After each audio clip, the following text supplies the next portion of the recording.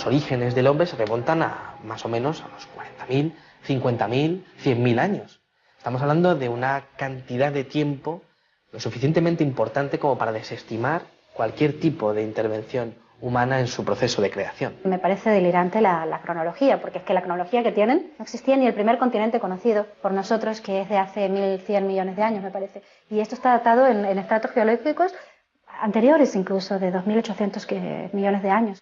Las esferas son pequeñas, de apenas 2 centímetros de diámetro, y tienen 3 líneas perfectas grabadas sobre su superficie. Están completamente pulidas, algunas de ellas tienen unas líneas paralelas, 3 líneas paralelas, y quizá lo curioso sea que parecen un producto terminado. El problema es quién estaba manufacturando productos hace 3 millones de años. No son naturales. La naturaleza hace formas muy caprichosas, pero aquellos surcos así, para mí esos surcos no son naturales, son hechos por alguien.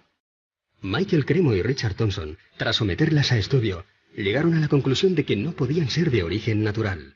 Su exterior está formado por una aleación de acero y níquel imposible de encontrar en la naturaleza.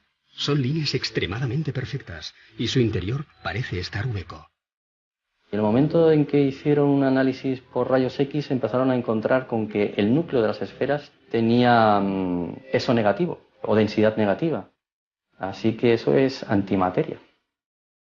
Algunas de las esferas diseccionadas albergaban en su núcleo un material esponjoso desconocido que al entrar en contacto con el oxígeno se desvanecía rápidamente.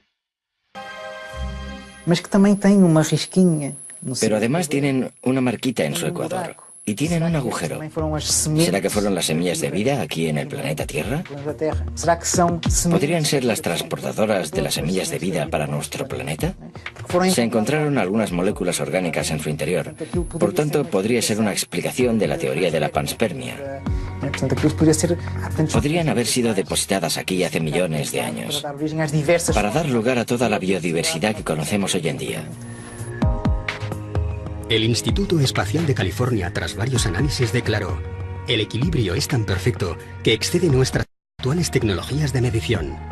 Mientras que los estudios de la NASA concluyeron que el único modo de crear un objeto similar, si existiese la tecnología para hacerlo, sería bajo gravedad cero.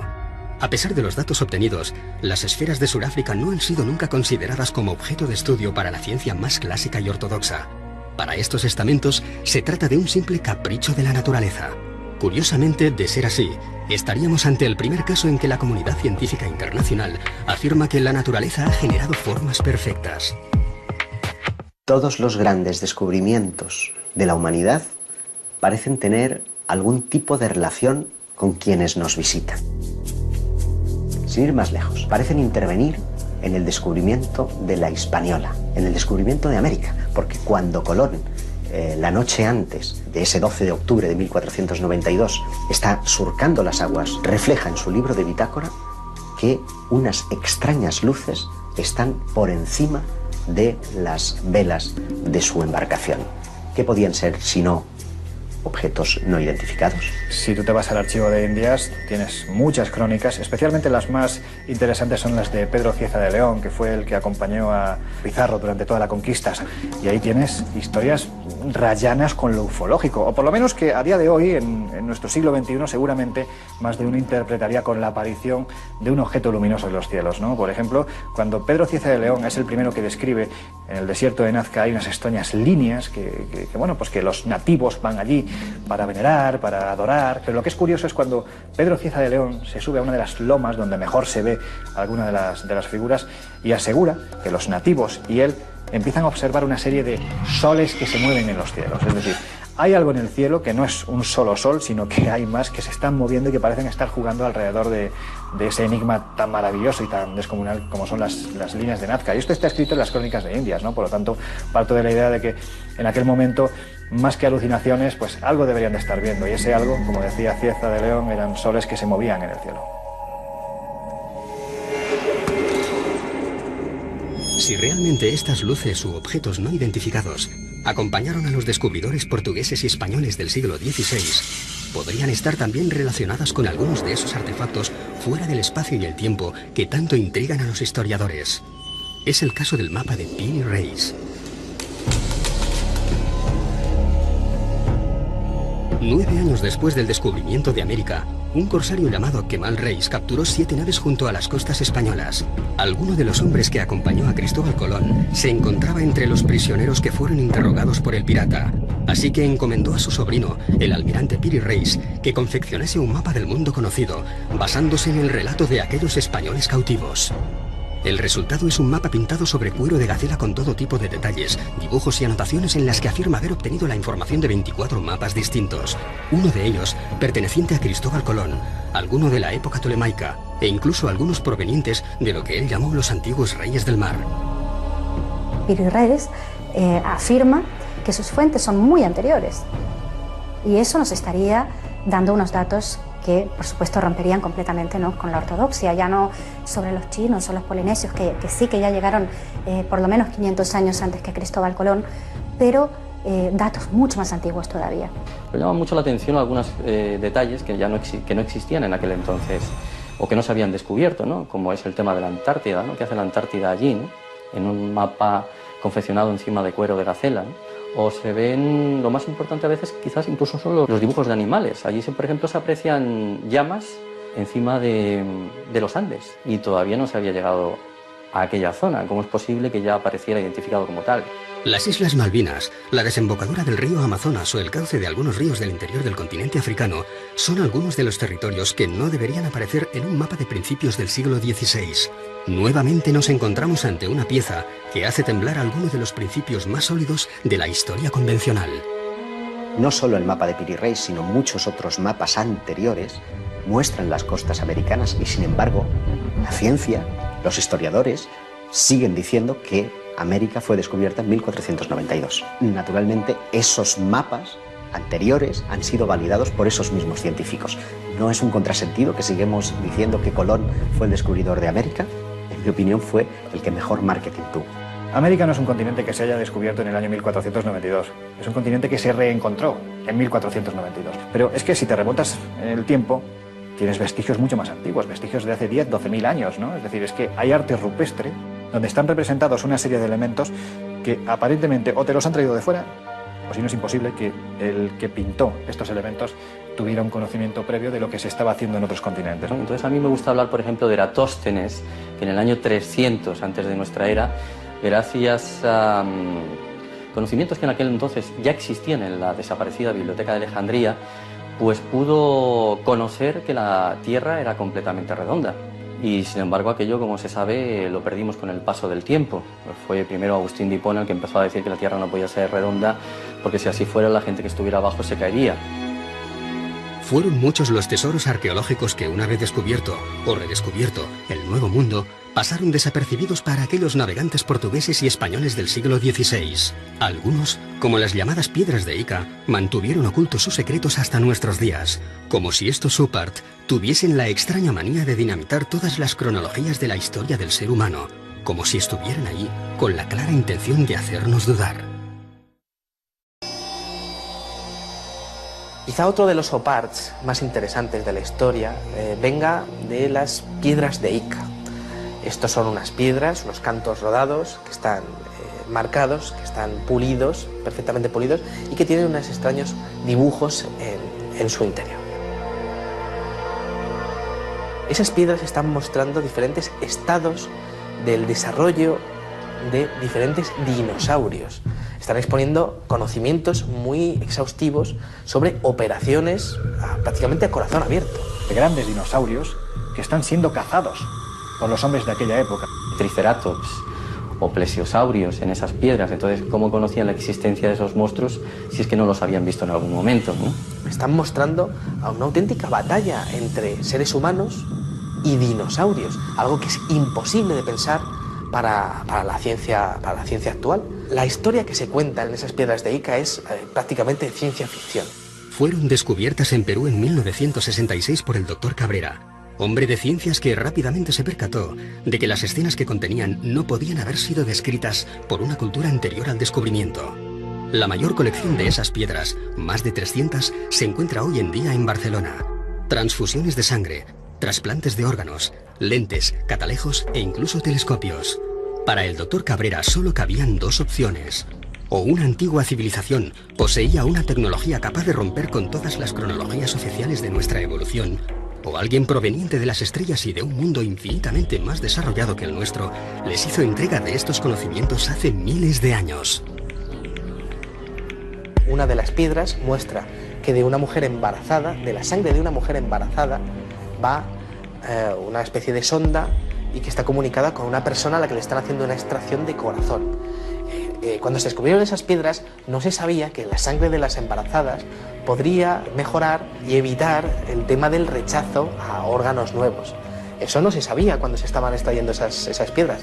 Y en esas piedras, encontradas en estratos que tienen millones y millones de años, aparece perfectamente descrita. Si tenemos que barajar la posibilidad de que hace miles de años alguien hacía trasplantes de órganos, y no solo eso, además el paciente no se le moría, estamos hablando de alguien con una tecnología excesivamente avanzada.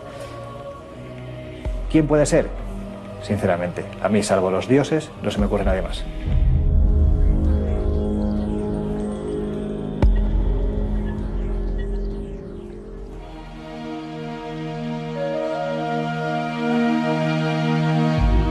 A principios del siglo XX se descubre el mecanismo de Antikythera, uno de los pocos UPAs reconocidos y validados por la comunidad científica internacional. Una calculadora mecánica de bronce cubierta de signos e inscripciones en griego antiguo, que fue diseñada para calcular con total precisión los movimientos del Sol, la Luna y de otros cuerpos celestes como Mercurio o Venus. Podía predecir eclipses e incluso mostraba órbitas de planetas desconocidos en las fechas en las que fue datado. El artefacto fue rescatado de las profundidades del mar, de los restos de una embarcación griega del año 150 a.C. ¿Cómo es posible que un mecanismo con un sistema de transmisión aparezca en la época de los griegos? Se supone que son las cadenas de transmisión aparecen durante la Revolución Industrial, hacia el siglo XVIII aproximadamente. Y al conformar las piezas, al unirlas como si fuera un puzzle que nos venía ni más ni menos que de 2000 años atrás, se dieron cuenta de que aquello era lo más parecido a un reloj astronómico. Con lo cual es imposible, porque algo parecido no aparece hasta plena Edad Media, es decir, unos 1100 años más tarde, cuando empiezan a aparecer los primeros relojes mecánicos, ¿no? La pieza esa en particular presenta elementos del siglo XVI. Cuando se ha puesto en marcha, máquinas hechas a imagen y semejanza del mecanismo de Antikythera, pues se ha visto que con ese mecanismo se pueden seguir los movimientos de planetas desconocidos hasta el siglo XVI. Entonces, por eso es un OPAR, porque aparece en un contexto del siglo II a.C. una máquina en la que se puede observar los movimientos de planetas desconocidos entonces. Lo que denotaba este hallazgo es que había servido, pues por ejemplo, para calcular los eclipses, los movimientos de los planetas, los movimientos del Sol, de la Luna, fenómenos astronómicos como solsticios, como equinoccios, en un tiempo en el que en teoría ese objeto no tenía que existir. ¿Qué hace una máquina propia de la revolución industrial en un barco anterior a nuestra era? Todo parece indicar que nuestros antepasados poseían un grado de conocimientos mucho más elevados de lo que podamos imaginar.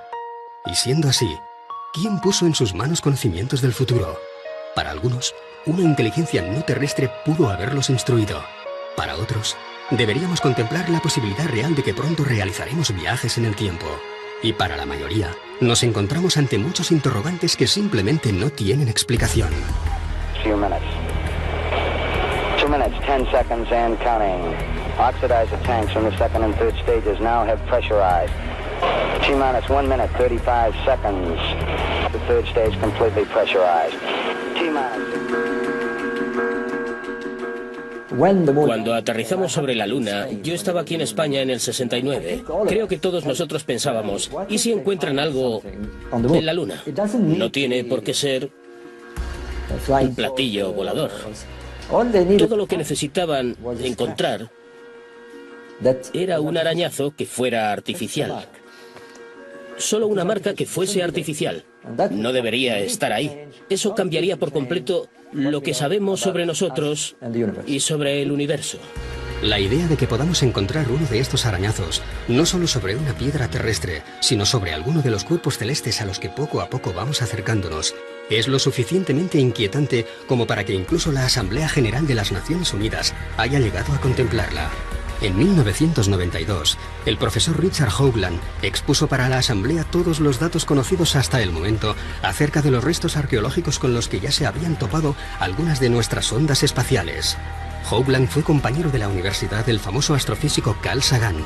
Trabajó como consultor para la NASA y para la cadena de televisión CBS, acompañando todas las grandes misiones espaciales, como la Mariner, la Voyager o la Pioneer.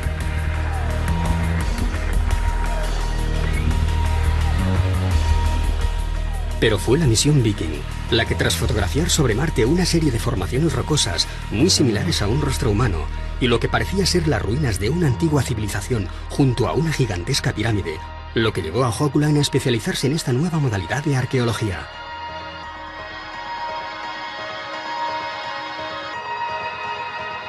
Y en un seguimiento de aquello que encontró en Marte acerca de una posible civilización avanzada varios millones de años atrás que podrían tener relación con nosotros.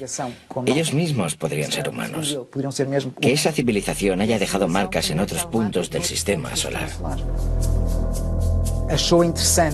Le pareció interesante el hecho de que la NASA y la ESA mostraran gran interés en el estudio de un determinado asteroide alrededor de Marte. El asteroide Heinz, que tiene una forma similar a la de un diamante y que, por todas sus características y el hecho de parecer hueco y que, según las pruebas de resonancia, podría tener unos corredores por el medio, en fin, según la fisonomía de aquel objeto, podría ser artificial. este interés tan grande en estudiar de diferentes... ¿Por qué ese interés por estudiar desde diferentes puntos de vista este pequeño asteroide? Siguiendo la hipótesis de que podría ser artificial, podría haber sido una estación espacial que estuviera allí como una ruina ambulante, aún en los tiempos de hoy, muy destruida, pero aún a la deriva, a la espera de que alguien la encuentre. Si queremos, ya la encontró la NASA. Nosotros somos una partícula apenas en el universo, así que sería muy antropocentrista, ¿no? O antropocéntrico pensar que no hay nada más allá. De momento no hay pruebas contundentes de estructuras, sí de vida en otros planetas, pero no me extrañaría nada, porque yo estoy convencida de que no estamos solos en el universo. Siguiendo esa óptica, fue intentando investigar...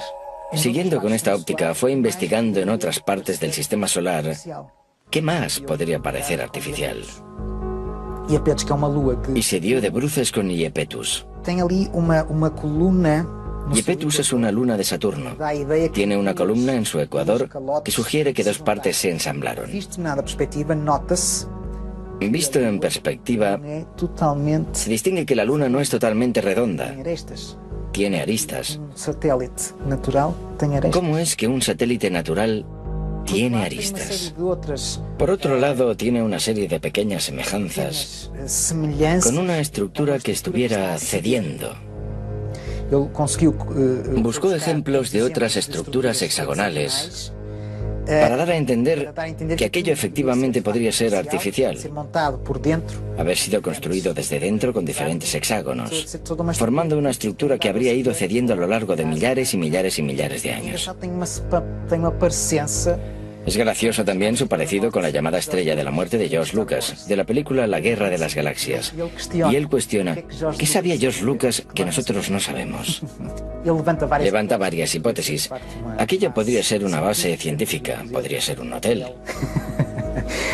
Él lo llama Luna con vistas, un lugar único en el sistema solar, con vistas al gran planeta Saturno. Algo espectacular.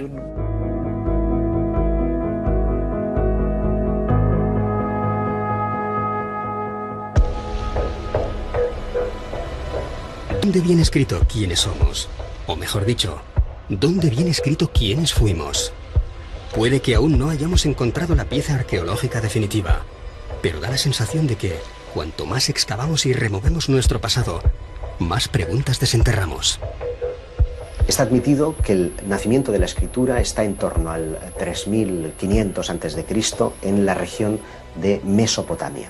Pero sin embargo, algunos hallazgos inquietantes hacen preguntarnos y cuestionarnos si esa datación es fidedigna, porque por ejemplo en Francia como en Portugal hemos encontrado alfabetos que parecen aludir a que el inicio de la escritura habría entrado por la península ibérica. En Albaón, a finales del siglo XIX, por allá por 1895 y hasta 1903, se encontraron en las inmediaciones de Dólmenes algunas piedras zoomorfas y antropomorfas que presentaban unos grabados parecidos a los de los signos iberotartésicos. Con figuras antropomórficas, zoomórficas, montando animales. Pero también, y es lo más importante, un conjunto de inscripciones muy próximas a un alfabeto. Por el contexto en el que fueron encontrados, porque esto sí que fue encontrado en un contexto arqueológico, y parecían tener casi 6.000 años, o sea, las dataron en el 4000 a.C. Esto, pues claro que rompería con el típico paradigma de que la escritura nació en Mesopotamia. Podría haber nacido en la península ibérica. Unos años más tarde, en los años 20, creo que fue en 1924, se encontraron los famosos signos de Glosel cerca de Vichy, en Francia, que también se parecían, curiosamente, a estos signos iberotartésicos y a los signos de Alban. Y, increíblemente, Glosel dio fechas de hasta 17.000 años. A mí me parece curioso constatar cómo Albao, al extremo de una línea imaginaria, hasta Glosel, está situado en Francia, pero en los Pirineos, es el punto de partida y de final de una línea que tiene dos relaciones claras. Una con los megalíticos. En toda esa línea vamos a encontrar dólmenes y menires como si fueran mojones que van marcando una ruta específica. Una ruta, y es curioso, que tiene que ver con los objetos volantes no identificados. Un investigador galo, Aimé Michel, constató como todos los avistamientos que se producían en un solo día, en la década de los 60, parecían estar describiendo líneas rectas sobre los mapas. La más importante de todas ellas tenía su inicio en Vichy, en Francia, donde se descubrió el alfabeto de Glosel, y terminaba en Portugal, en Albao.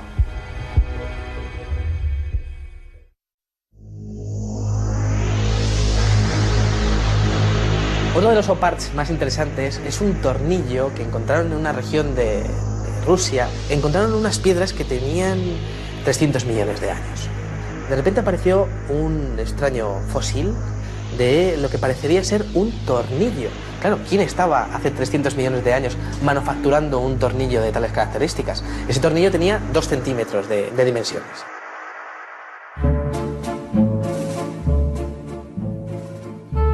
Tres siglos antes del nacimiento de Cristo, el pensador griego Arquitas de Tarento inventa el tornillo. Y por insignificante que pueda parecernos hoy en día, gracias a él nos convertimos en una especie tecnológicamente inigualable. Todo lo que inventamos necesita algún tornillo para mantenerse en pie. Aquella pieza encontrada en Rusia podría haber sido construida hace 300 millones de años.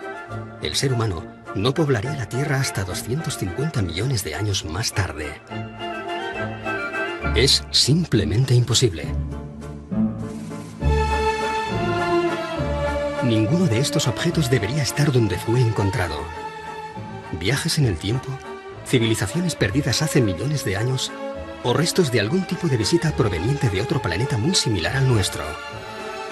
Nos encontramos ante un nuevo eslabón perdido, o simplemente ante el tornillo que nos falta.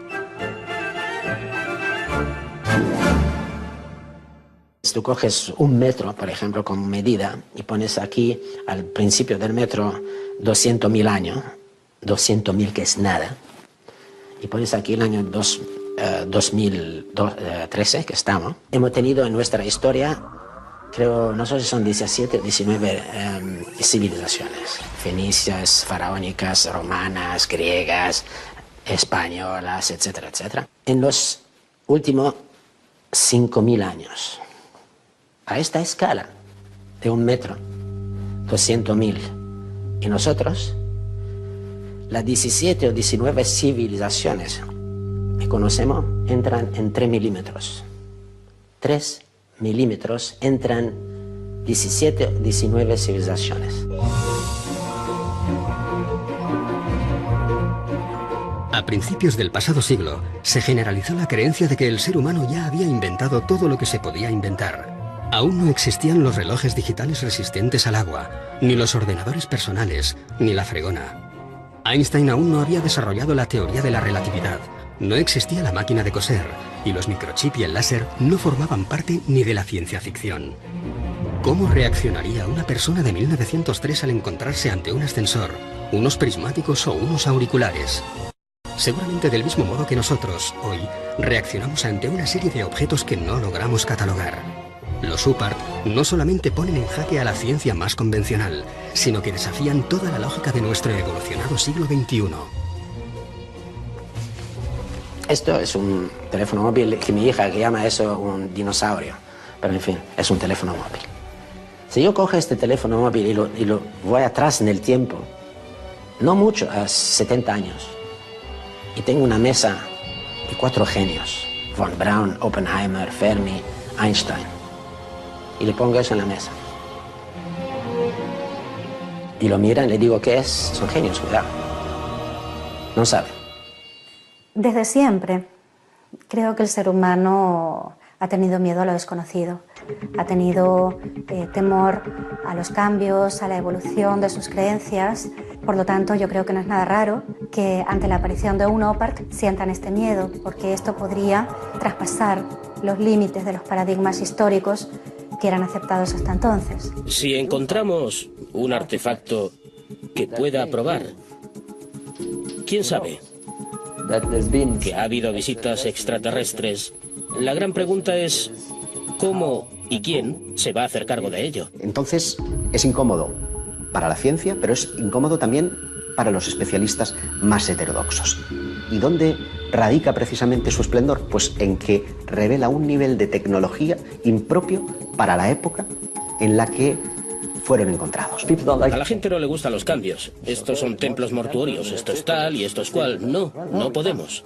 No podemos porque necesitamos entender qué hacemos en este planeta. Necesitamos saber por qué estamos aquí, de dónde venimos, por qué somos tan diferentes del resto de la naturaleza.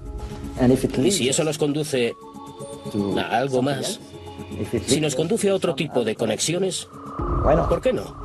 Podríamos estar conectados con el cosmos.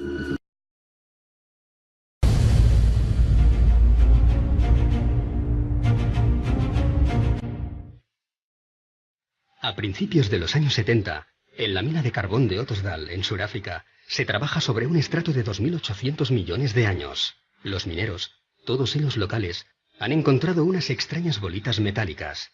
La roca de la que proceden corresponde a una era en la que supuestamente no existía ningún tipo de vida inteligente.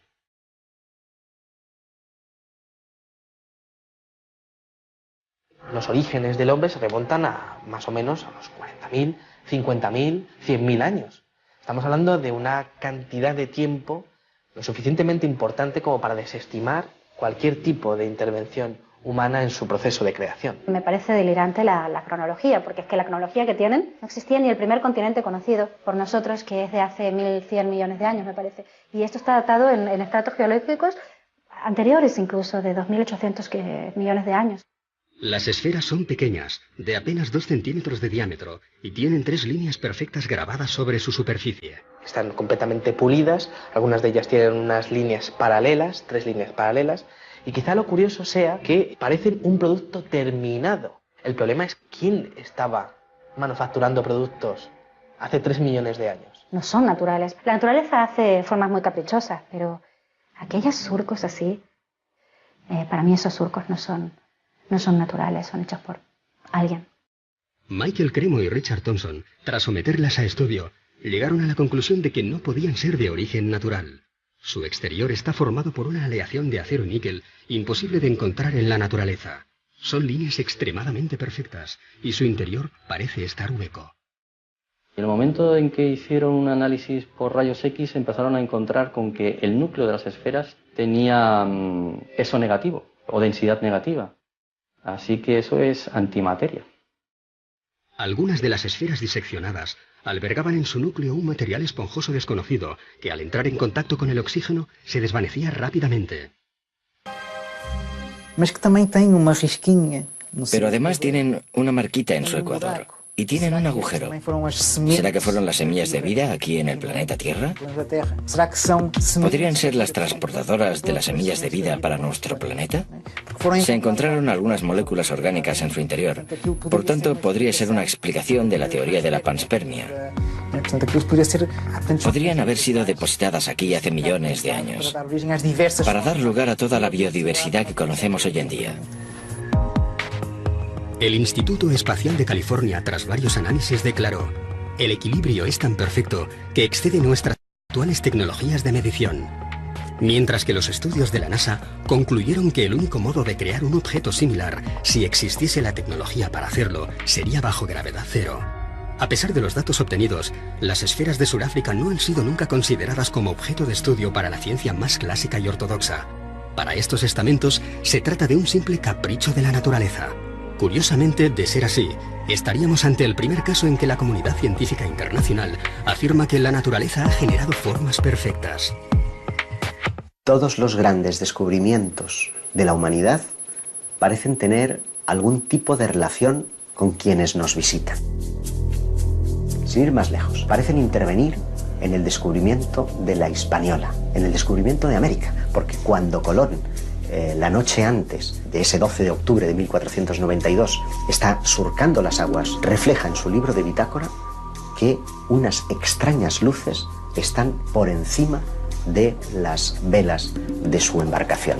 ¿Qué podían ser si no objetos no identificados? Si tú te vas al archivo de Indias, tienes muchas crónicas, especialmente las más interesantes son las de Pedro Cieza de León, que fue el que acompañó a Pizarro durante toda la conquista. Y ahí tienes historias rayanas con lo ufológico, o por lo menos que a día de hoy, en nuestro siglo XXI, seguramente más de uno interpretaría con la aparición de un objeto luminoso en los cielos, ¿no? Por ejemplo, cuando Pedro Cieza de León es el primero que describe en el desierto de Nazca hay unas extrañas líneas que los nativos van allí para venerar, para adorar, pero lo que es curioso es cuando Pedro Cieza de León se sube a una de las lomas donde mejor se ve alguna de las figuras y asegura que los nativos y él empiezan a observar una serie de soles que se mueven en los cielos. Es decir, hay algo en el cielo que no es un solo sol, sino que hay más que se están moviendo y que parecen estar jugando alrededor de ese enigma tan maravilloso y tan descomunal como son las líneas de Nazca. Y esto está escrito en las crónicas de Indias, ¿no? Por lo tanto, parto de la idea de que en aquel momento, más que alucinaciones, pues algo deberían de estar viendo. Y ese algo, como decía Cieza de León, eran soles que se movían en el cielo.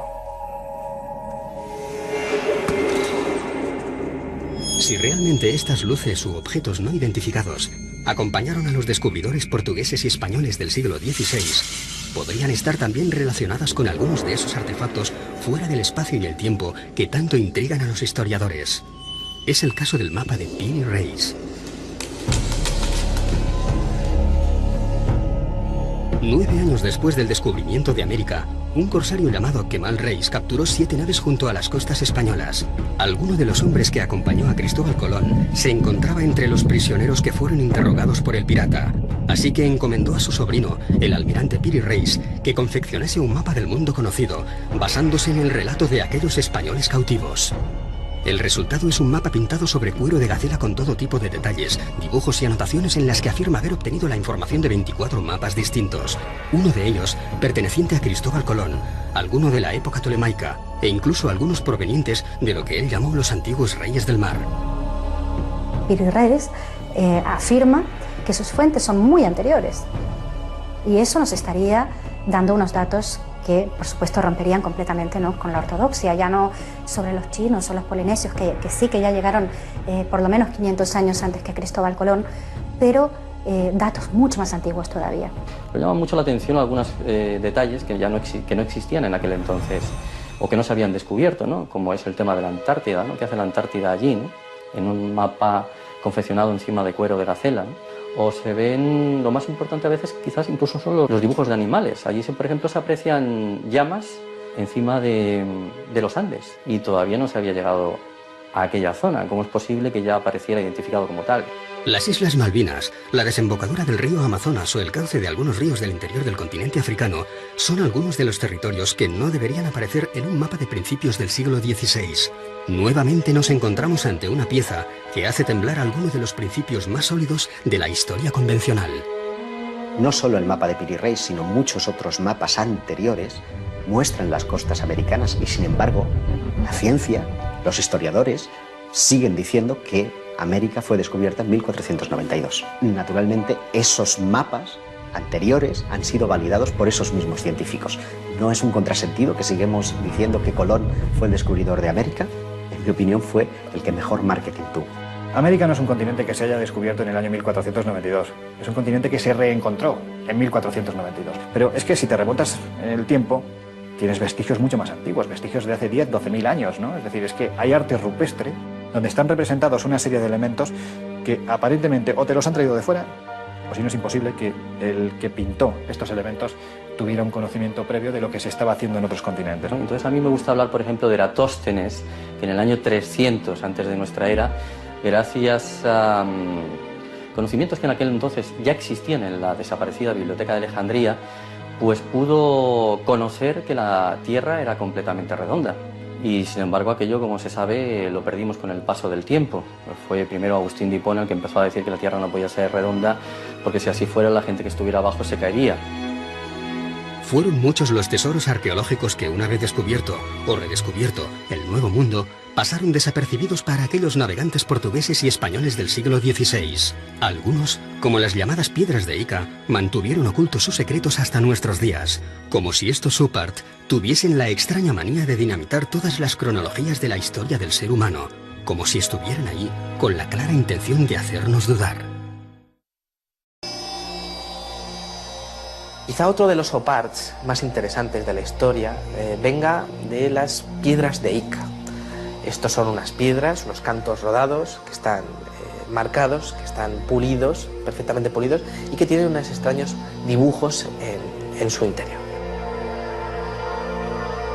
Esas piedras están mostrando diferentes estados del desarrollo de diferentes dinosaurios. Están exponiendo conocimientos muy exhaustivos sobre operaciones prácticamente a corazón abierto. De grandes dinosaurios que están siendo cazados por los hombres de aquella época. Triceratops o plesiosaurios en esas piedras. Entonces, ¿cómo conocían la existencia de esos monstruos si es que no los habían visto en algún momento, ¿no? Están mostrando a una auténtica batalla entre seres humanos y dinosaurios, algo que es imposible de pensar para la ciencia actual. La historia que se cuenta en esas piedras de Ica es prácticamente ciencia ficción. Fueron descubiertas en Perú en 1966 por el Dr. Cabrera, hombre de ciencias que rápidamente se percató de que las escenas que contenían no podían haber sido descritas por una cultura anterior al descubrimiento. La mayor colección de esas piedras, más de 300, se encuentra hoy en día en Barcelona. Transfusiones de sangre, trasplantes de órganos, lentes, catalejos e incluso telescopios. Para el Dr. Cabrera solo cabían dos opciones. O una antigua civilización poseía una tecnología capaz de romper con todas las cronologías oficiales de nuestra evolución, o alguien proveniente de las estrellas y de un mundo infinitamente más desarrollado que el nuestro les hizo entrega de estos conocimientos hace miles de años. Una de las piedras muestra que de una mujer embarazada, de la sangre de una mujer embarazada, va una especie de sonda y que está comunicada con una persona a la que le están haciendo una extracción de corazón. Cuando se descubrieron esas piedras no se sabía que la sangre de las embarazadas podría mejorar y evitar el tema del rechazo a órganos nuevos. Eso no se sabía cuando se estaban extrayendo esas piedras. Y en esas piedras, encontradas en estratos que tienen millones y millones de años, aparece perfectamente descrita. Si tenemos que barajar la posibilidad de que hace miles de años alguien hacía trasplantes de órganos, y no solo eso, además el paciente no se le moría, estamos hablando de alguien con una tecnología excesivamente avanzada. ¿Quién puede ser? Sinceramente, a mí, salvo los dioses, no se me ocurre nadie más.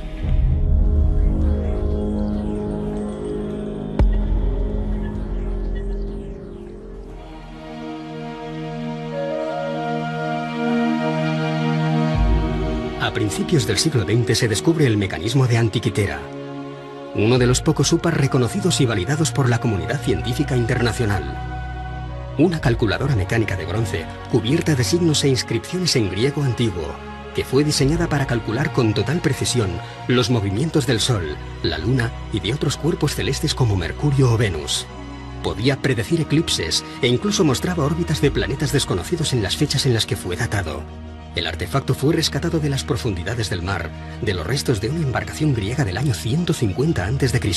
¿Cómo es posible que un mecanismo con un sistema de transmisión aparezca en la época de los griegos? Se supone que son las cadenas de transmisión aparecen durante la Revolución Industrial, hacia el siglo XVIII aproximadamente. Y al conformar las piezas, al unirlas como si fuera un puzzle que nos venía ni más ni menos que de 2000 años atrás, se dieron cuenta de que aquello era lo más parecido a un reloj astronómico. Con lo cual es imposible, porque algo parecido no aparece hasta plena Edad Media, es decir, unos 1100 años más tarde, cuando empiezan a aparecer los primeros relojes mecánicos, ¿no? La pieza esa en particular presenta elementos del siglo XVI. Cuando se ha puesto en marcha, con máquinas hechas a imagen y semejanza del mecanismo de Antikythera, pues se ha visto que con ese mecanismo se pueden seguir los movimientos de planetas desconocidos hasta el siglo XVI. Entonces, por eso es un OPARC, porque aparece en un contexto del siglo II a.C. una máquina en la que se puede observar los movimientos de planetas desconocidos entonces. Lo que denotaba este hallazgo es que había servido, pues por ejemplo, para calcular los eclipses, los movimientos de los planetas, los movimientos del Sol, de la Luna, fenómenos astronómicos como solsticios, como equinoccios, en un tiempo en el que en teoría ese objeto no tenía que existir. ¿Qué hace una máquina propia de la revolución industrial en un barco anterior a nuestra era? Todo parece indicar que nuestros antepasados poseían un grado de conocimientos mucho más elevados de lo que podamos imaginar. Y siendo así, ¿quién puso en sus manos conocimientos del futuro? Para algunos, una inteligencia no terrestre pudo haberlos instruido. Para otros, deberíamos contemplar la posibilidad real de que pronto realizaremos viajes en el tiempo. Y para la mayoría, nos encontramos ante muchos interrogantes que simplemente no tienen explicación. 2 minutes, 10 seconds and counting. Oxidizer tanks from the second and third stages now have pressurized. T-minus 1 minute, 35 seconds. The third stage completely pressurized. Cuando aterrizamos sobre la Luna, yo estaba aquí en España en el 69. Creo que todos nosotros pensábamos, ¿y si encuentran algo en la Luna? No tiene por qué ser un platillo volador. Todo lo que necesitaban encontrar era un arañazo que fuera artificial. Solo una marca que fuese artificial. No debería estar ahí. Eso cambiaría por completo lo que sabemos sobre nosotros y sobre el universo. La idea de que podamos encontrar uno de estos arañazos, no solo sobre una piedra terrestre, sino sobre alguno de los cuerpos celestes a los que poco a poco vamos acercándonos, es lo suficientemente inquietante como para que incluso la Asamblea General de las Naciones Unidas haya llegado a contemplarla. En 1992, el profesor Richard Hoagland expuso para la Asamblea todos los datos conocidos hasta el momento acerca de los restos arqueológicos con los que ya se habían topado algunas de nuestras sondas espaciales. Hoagland fue compañero de la universidad del famoso astrofísico Carl Sagan. Trabajó como consultor para la NASA y para la cadena de televisión CBS, acompañando todas las grandes misiones espaciales, como la Mariner, la Voyager o la Pioneer.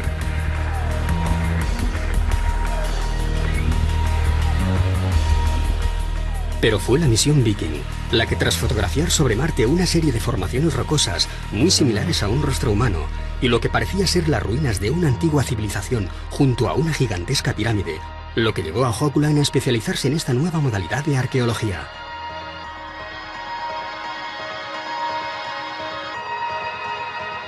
Y en un seguimiento de aquello que encontró en Marte acerca de una posible civilización avanzada varios millones de años atrás que podrían tener relación con nosotros. Ellos mismos podrían ser humanos. Que esa civilización haya dejado marcas en otros puntos del sistema solar. Le pareció interesante el hecho de que la NASA y la ESA mostraran gran interés en el estudio de un determinado asteroide alrededor de Marte. El asteroide Heinz, que tiene una forma similar a la de un diamante y que, por todas sus características y el hecho de parecer hueco y que, según las pruebas de resonancia, podría tener unos corredores por el medio, en fin, según la fisonomía de aquel objeto, podría ser artificial. Este interés tan grande en estudiar de diferentes... ¿Por qué ese interés por estudiar desde diferentes puntos de vista este pequeño asteroide?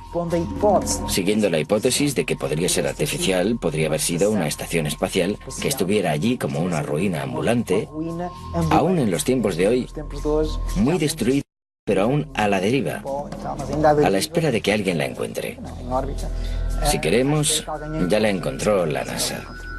Nosotros somos una partícula apenas en el universo, así que sería muy antropocentrista, ¿no? O antropocéntrico pensar que no hay nada más allá. De momento no hay pruebas contundentes de estructuras, sí de vida en otros planetas, pero no me extrañaría nada porque yo estoy convencida de que no estamos solos en el universo. Siguiendo esa óptica y fue intentando investigar... Siguiendo con esta óptica, fue investigando en otras partes del sistema solar. ¿Qué más podría parecer artificial? Iapetus, que é uma lua que y se dio de bruces con Iapetus. tem ali uma coluna. Iapetus es una luna de Saturno. Tiene una columna en su ecuador que sugiere que dos partes se ensamblaron. Visto na perspectiva, nota-se Visto en perspectiva, totalmente se distingue que la luna no es totalmente redonda. arestas. Tiene aristas. Satélite natural tem arestas. ¿Cómo es que un satélite natural tiene aristas? Por otro lado, tiene una serie de pequeñas semejanzas con una estructura que estuviera cediendo. Buscó ejemplos de otras estructuras hexagonales para dar a entender que aquello efectivamente podría ser artificial, haber sido construido desde dentro con diferentes hexágonos, formando una estructura que habría ido cediendo a lo largo de millares y millares y millares de años. Es gracioso también su parecido con la llamada Estrella de la Muerte de George Lucas, de la película La Guerra de las Galaxias. Y él cuestiona, ¿qué sabía George Lucas que nosotros no sabemos? Levanta varias hipótesis. Aquello podría ser una base científica, podría ser un hotel. Él lo llama Luna con vistas, un lugar único en el sistema solar, con vistas al gran planeta Saturno. Algo espectacular.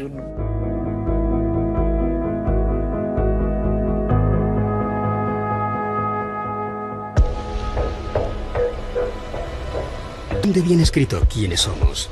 O mejor dicho, ¿dónde viene escrito quiénes fuimos? Puede que aún no hayamos encontrado la pieza arqueológica definitiva, pero da la sensación de que cuanto más excavamos y removemos nuestro pasado, más preguntas desenterramos. Está admitido que el nacimiento de la escritura está en torno al 3500 a.C.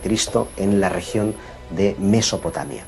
Pero sin embargo, algunos hallazgos inquietantes hacen preguntarnos y cuestionarnos si esa datación es fidedigna, porque por ejemplo en Francia como en Portugal hemos encontrado alfabetos que parecen aludir a que el inicio de la escritura habría entrado por la península ibérica. En Albaon, a finales del siglo XIX, por allá por 1895 y hasta 1903, se encontraron en las inmediaciones de Dólmenes algunas piedras zoomorfas y antropomorfas que presentaban unos grabados parecidos a los de los signos iberotartésicos.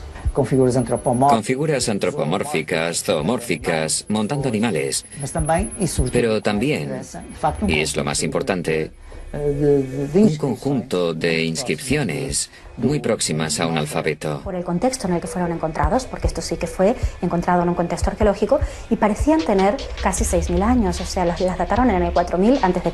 Esto, pues claro que rompería con el típico paradigma de que la escritura nació en Mesopotamia. Podría haber nacido en la península ibérica. Unos años más tarde, en los años 20, creo que fue en 1924, se encontraron los famosos signos de Glosel cerca de Vichy, en Francia, que también se parecían, curiosamente, a estos signos iberotartésicos y a los signos de Albaon. Y, increíblemente, Glosel dio fechas de hasta 17.000 años.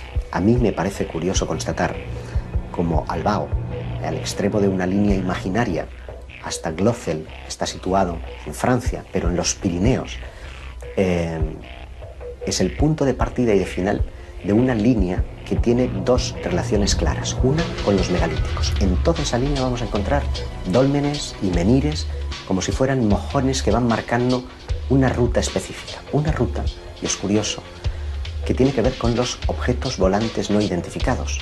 Un investigador galo, Aimé Michel, constató como todos los avistamientos que se producían en un solo día, en la década de los 60, parecían estar describiendo líneas rectas sobre los mapas. La más importante de todas ellas tenía su inicio en Vichy, en Francia, donde se descubrió el alfabeto de Glosel, y terminaba en Portugal, en Albaon.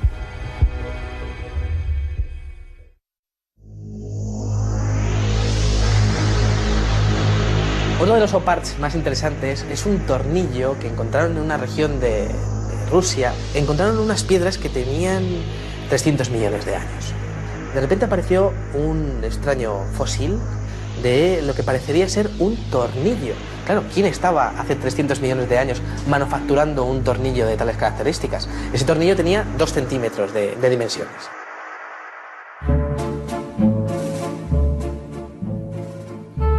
3 siglos antes del nacimiento de Cristo, el pensador griego Arquitas de Tarento inventa el tornillo. Y por insignificante que pueda parecernos hoy en día, gracias a él nos convertimos en una especie tecnológicamente inigualable. Todo lo que inventamos necesita algún tornillo para mantenerse en pie. Aquella pieza encontrada en Rusia podría haber sido construida hace 300 millones de años. El ser humano no poblaría la Tierra hasta 250 millones de años más tarde. Es simplemente imposible. Ninguno de estos objetos debería estar donde fue encontrado. Viajes en el tiempo, civilizaciones perdidas hace millones de años o restos de algún tipo de visita proveniente de otro planeta muy similar al nuestro. Nos encontramos ante un nuevo eslabón perdido o simplemente ante el tornillo que nos falta. Si tú coges un metro, por ejemplo, como medida y pones aquí al principio del metro 200.000 años, 200.000 que es nada, y pones aquí el año 2013 que estamos, hemos tenido en nuestra historia, creo, no sé si son 17 o 19 civilizaciones, fenicias, faraónicas, romanas, griegas, españolas, etcétera, etcétera. En los últimos 5.000 años, a esta escala de un metro,